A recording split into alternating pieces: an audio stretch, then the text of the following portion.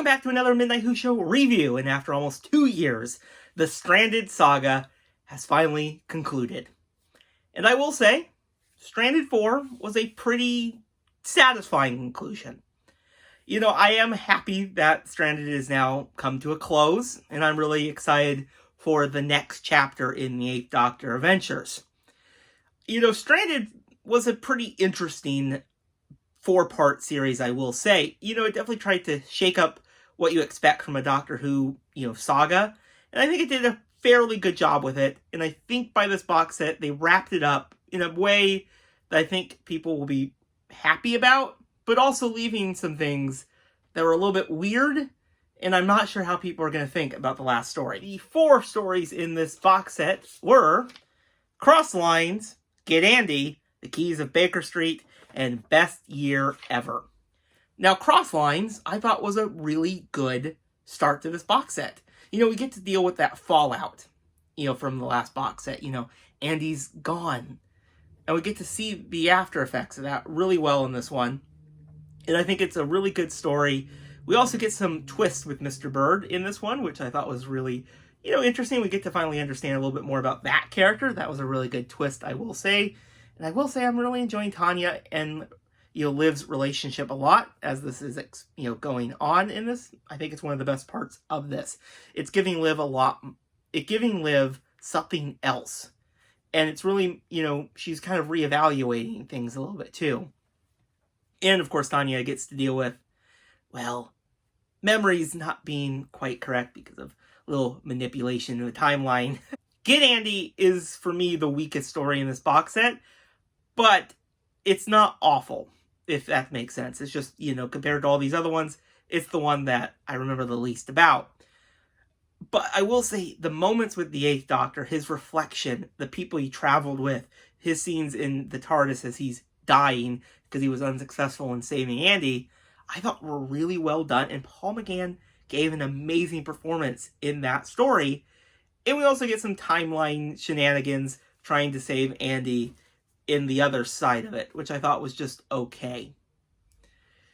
Now, episode 3 is where the main conclusion to this saga happens. And I'm not going to mention too much about it, to avoid spoilers. But I will say, it was really good. I absolutely enjoyed it. And it definitely gave a lot of answers to a lot of the questions we've been wondering, and they did resolve it, but also led into something very interesting, which we'll talk about in just a little bit. But I didn't mention this in the episode 1, so I'm going to talk about it here too, because he's also in this one. The Curator is back in this box set, but it's not the Curator you would expect. It's actually Colin Baker portraying the Curator now.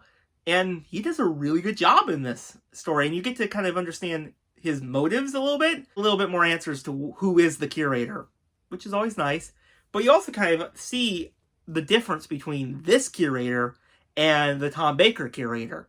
You kind of see they're a little bit different in their personalities, which you would expect, but that also leads them to kind of involve themselves a little bit differently than the other one, which I thought was really kind of neat, really cool. But yeah, we get to deal with, Robin really well and divine intervention. I think it all concludes nicely. Now, Best Year Ever.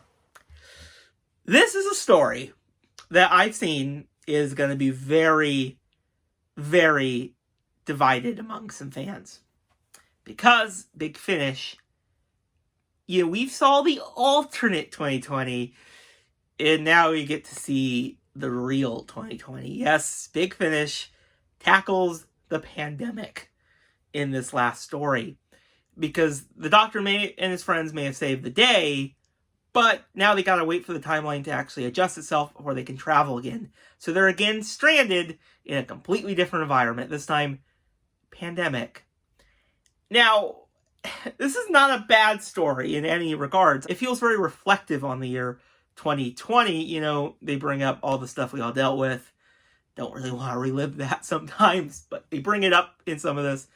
But I found this story really weird. The Doctor is now dealing with stuff he just can't, he can't change this. This is a fixed time, and he just kind of waits out the year. I will say toward the end of the new year, I really enjoyed that scene. But yeah, I just don't know what to think of this story. It's just really I don't know, it's, I think, kind of a really interesting way to bring this full circle, because now they're stranded again, but now dealing with 2020 in a completely different way than they previously did, which is really interesting.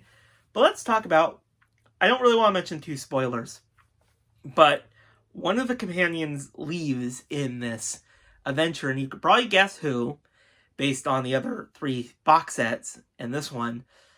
And I don't know, their ending's really weird. It's a really weird ending that I kind of think they just left it open for something down the road. I don't know. It felt really weird. Yeah, Best Year Ever is just a weird story that I just don't know if they should have included. I get their idea, we gone stranded in the alternate 2020. Well, let's see how they deal with the real 2020. But Doctor Who is escapism, and I don't know for a lot of people if this story is gonna be escapism. Now, I will say, if you just want to get, stranded, you just want to listen to it, just listen to that first 3 stories. You'll get at least the gist of it, and then you can maybe find out who left at the end of it if you really want to. But yeah, overall, I think Stranded 4 was a pretty decent conclusion to this Stranded saga.